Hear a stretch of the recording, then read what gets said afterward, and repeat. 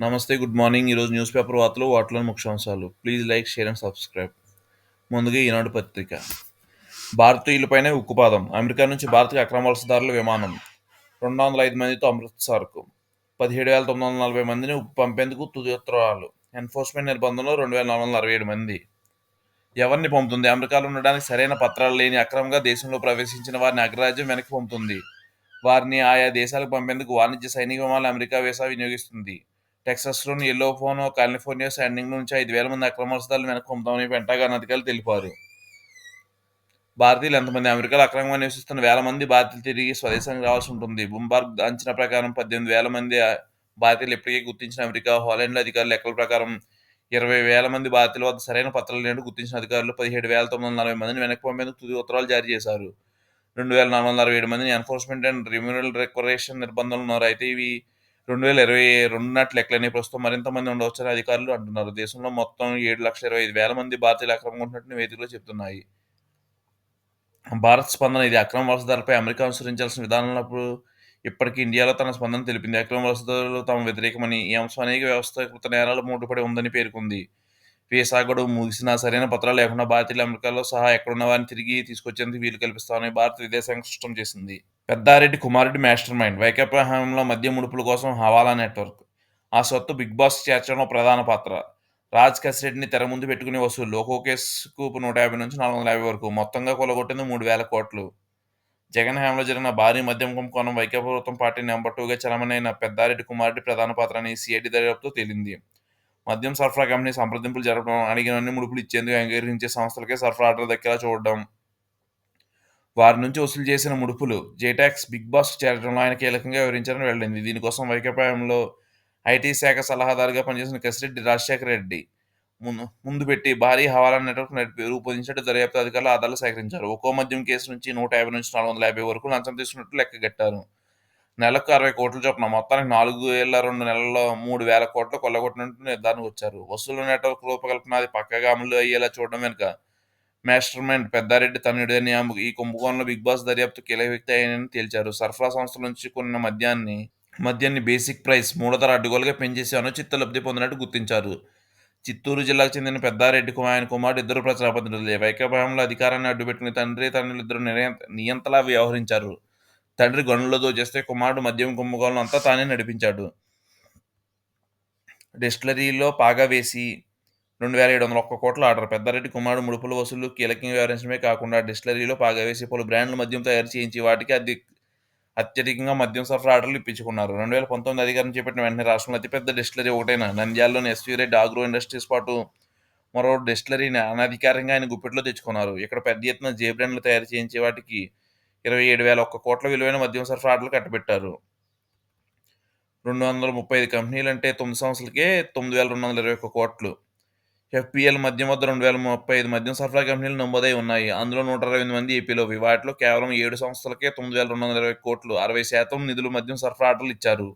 వీటిలో అత్యధికంగా అప్పుడు ప్రభుత్వ పెద్దల అస్మదీయ కంపెనీలు లేదా ముడుపులు చెల్లించిన సంస్థలేనని దర్యాప్తులో తేలింది.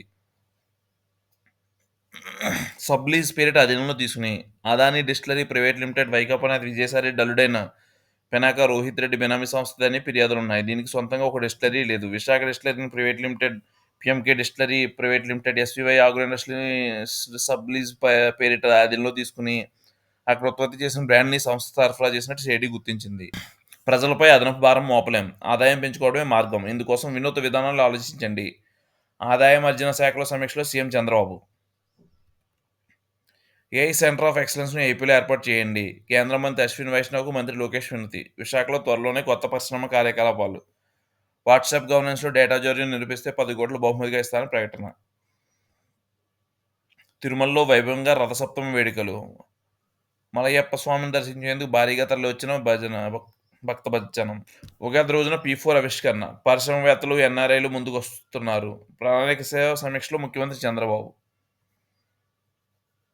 ఈ ఏడాది మంటలే. ఫిబ్రవరిలోనే అసాధారణ వేడి ఉక్కపోత. రాష్ట్రంలో పెరుగుతున్న గరిష్ట ఉష్ణోగ్రతలు. నందిగామలో 38.4 డిగ్రీలు నమోదు. నాక్ గుర్తింపు తనిఖీల్లో అక్రమాలతో నాణ్యత మదింపు ప్రశ్నార్థకం. ఉన్నత విద్యా ప్రమాణాలపై నమ్మకం కోల్పోతున్న వైనం. గతంలో ధనికులై ఇప్పుడు కేఎల్యుఐ. బయటపడిన ఘటనల్లో ఎన్నో. సుబ్రహ్మణ్యం హత్య డోడర్లు కేసు మళ్లీ విచారించాల్సిందే. నిందితుడు వైకాపా ఎమ్మెల్సీ చంద్రబాబు కొమ్ముగేసిన నాటి ప్రభుత్వ పెద్దలు. కేసును నీరుగార్చిన అప్పటి పోలీసు అధికారులు. సరైన దర్యాప్తు లేక అభియోగ పత్రం. వృద్ధి దిశగా సిద్ధాస్తి రంగం. రిజిస్ట్రేషన్ సంఖ్యలో పెరుగుదల. కూటమి ప్రభుత్వం చర్యలతో సానుకూలత. ఐకానిక్ టవర్లకు సిద్ధమవుతున్న అంచనాలు. జగన్ నిర్వాహకంతో 73% పెరగనున్న వ్యయం. విశాఖ ఉక్కు పరిశ్రమ అప్పులు 30. పీఏసీ చైర్మన్గా రామాంజనేయులు. పీయూసీకి రవికుమార్. పార్లమెంట్లో కేంద్ర మంత్రి శ్రీనివాస్ వర్మ వెల్లడి. భవన నిర్మాణాలకు 24 గంటల్లోనే అనుమతులు. మార్గదర్శకాలు జారీ చేసిన పురపాలక పట్టణాభివృద్ధి శాఖ. వైఎస్ అవినాష్ రెడ్డి అనుచరుడికే బైరెట్స్ లీజు. గత ప్రభుత్వం పొరలు పెట్టింది అస్త్రం. కూటమి ప్రభుత్వం వచ్చాక లీజు. రాష్ట్రంలో కొత్తగా ఉన్నత విద్యా కమిషనరేట్ ఏర్పాటు. ఉన్నత విద్యామండలి అధికారులు తగ్గించి కమిషనరేట్కి అప్పగింత. ప్రవేశ పరీక్ష సీట్లు భర్తీ. డిగ్రీ కళాశాల కౌన్సిలింగ్ నిర్వహణ బాధ్యతలు. ప్రైవేట్ డిగ్రీ సంస్థలకు అనుమతులు అధికారం సైతం. రామ్మోహన్ నాయుడుది మానవీయ హృదయం. భారత క్రికెట్ మాజీ చీఫ్ సెలెక్టర్ ఎంఎస్కే అభినందనలు. అధికార కూటమి ఖాతాలోకి మరో 2. Tirupati deputy mayor, Nandyal municipal chairperson స్థానం. ఢిల్లీలో త్రిముఖ పోరు. అరవింద్ కేజ్రీవాల్ నేతృత్వంలో ఆప్ తన పాలనపరమైన ఘనతలు, సంక్షేమ పథకాలపై ఆధారపడి మూడోసారి వరుసగా అధికారంలో రావాలని యత్నిస్తుంది. 25 ఏళ్ల తర్వాత తొలిసారి ఢిల్లీలో గడ్డపై జయకేతనం ఎగరవేసిన పట్టుదలతో భాజపా ఉంది. 2013 వరకు వరుసగా 15 సంవత్సరాలు ఢిల్లీలో ఏలిన కాంగ్రెస్ గత 2 అసెంబ్లీ ఎన్నికల్లో చితికిల పడింది. కనీసం ఒక సీటు కూడా గెలవలేకపోయింది. ఈసారైనా అధికారంలోకి రావాలని అస్తం పార్టీ భావిస్తుంది. ఢిల్లీలో సోమవారం సాయంత్రం 6 గంటలకు అధికారికంగా ఎన్నికల ప్రచారం ముగిసింది. మన ఎలక్ట్రానిక్స్ ట్రంప్ కిక్కు. చైనాపై సుంకాలు విధింపు నిషేధం. మొబైల్, ఇతర ఉత్పత్తుల ఎగుమతులు పెరిగే అవకాశం. ఆంధ్రజ్యోతి. ప్రజలపై ఇంక భారం మోపలేం. ఇప్పటికే వారి జీవితాలు దుర్భరం చేసిన వైసీపీ. కొత్త విధానంలో ఆదాయం పెంచుకోవాల్సిందే. సీఎం. ఆదాయార్జన శాఖల పనితీరు మెరుగుపడాలి. రాష్ట్రంలో పన్ను ఎగవేతలు ఉండడానికి వీల్లేదు. అలాగని వ్యాపారాలపై వేధింపులు పాల్పడొద్దు. అధికారులకు ముఖ్యమంత్రి చంద్రబాబు నిర్దేశం. P4 విధానంలో ఏపీలో పేదరిక నిర్మూలన. ఉగాది నుంచి ప్రారంభం. సర్వేకు ప్రత్యేక పోర్టల్. జగన్ చేసిన భూ గాయాలు. జగన్ భూరక్ష కాదు, రైతులపై కక్ష. తప్పులు తడాగా సాగిన భూములు రీసర్వే. 100 ఏళ్ల తర్వాత సర్వే అంటున్న వివాదాలు ఉచ్చు. విస్తరణ, హద్దులు, సర్వే నెంబర్లు తలకిందులు. అడ్డగోలుగా రికార్డుల తయారీ. సరిదిద్దుకోవడానికి రైతుల పాట్లు. బాధ్యతలు వేధిస్తున్న కొందరు సిబ్బంది. రికార్డులు సరిచేయడానికి క్లాసులు డిమాండ్. పరిష్కారం చూపని అప్పీల్ వ్యవస్థ. దిద్దుబాటు చర్యలకు వెలువెల్లా వినతులు. బీసీలపై వైసీపీ కత్తి. గీత కార్మికుల మద్యం షాపులు దక్కకుండా హైకోర్టు పిటిషన్ల వరద. పిటిషనర్లు ఎక్కువ మంది వైసీపీ అనుకూలురే. మాజీ ప్రభుత్వ న్యాయవాదులతో వేయించారన్న టీడీపీ. మాజీ స్టాండింగ్ కౌన్సిల్ కూడా తన స్థానిక సంస్థలో బీసీ కోటాను 24% తగ్గించారంటూ నేతలు. ఆయన మద్యం పాలసీలపై 4,000 కోళ్ల దుకాణాలు మూతపడ్డాయని వెల్లడి. బీసీలపై వైసీపీ దేశానికి ఇది నిదర్శనం అంటూ ధ్వజం. రాహుల్ అర్బన్ నక్సల్. దేశంపై యుద్ధాన్ని ప్రకటించారు. గుడిసెల్లో పేదల ఫోటోలు దిగాక వాళ్ళకే ఆ పేదల బాధలు అర్థం కావు. 50 ఏళ్లతో గరీబ్ హఠావో కాలేదు. మేము 10 ఏళ్లలో 25 కోట్ల మందిని పేదరికం నుంచి బయటకు తెచ్చాం.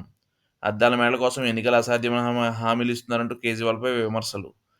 చైనా దురాక్రమణపై రాహుల్ తప్పుడు ఆరోపణలు. రక్షణ మంత్రి రాజ్నాథ్ సింగ్. రాహుల్పై సభా హక్కులు నోటీస్. అమెరికా నుంచి భారత్కు 205 మంది అక్రమ వలసదారులు వెనక్కి. యుద్ధ విమానం C-17 గ్లోబ్ మాస్టర్లో భారతీయులు తరలిస్తున్న అమెరికా ప్రభుత్వం.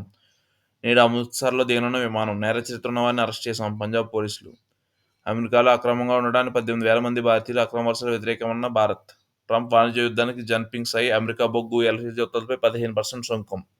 కోళ్లపై వైరస్ పంజా. పశ్చిమలో లక్షల్లో మృత్యువాత. పడిపోయిన కోడిగుడ్ల ఉత్పత్తి. ఆందోళనలో యజమానులు. ఆక్వాలో ఆక్రందనలు. ఆర్థిక ఆటుపోట్ల మధ్య జిల్లా రైతులు. ఆక్వాజోన్ హోదా ఇస్తేనే అభివృద్ధి. విద్యుత్ సబ్సిడీ ఇచ్చి ఆదుకోవాలని వేడుకోలు. వైసీపీ హయాంలో తొలగించిన సబ్సిడీ. ఉత్పత్తిలోనూ ఉక్కు సంకల్పం. ప్రతికూల పరిస్థితుల్లోనూ అధిక ఉత్పత్తి. మన ఆర్థిక పునాదులు మహా స్ట్రాంగ్. పాత పన్ను విధానం ఆగదు. జీఎస్టీ స్లాబ్లు, రేట్ల కుదింపుపైన దృష్టి. కేంద్ర ఆర్థిక మంత్రి సీతారామన్. స్వర్ణం సులభ రుణం. గత డిసెంబర్ నాటికి 1.7 కోట్లకు చేరికలు.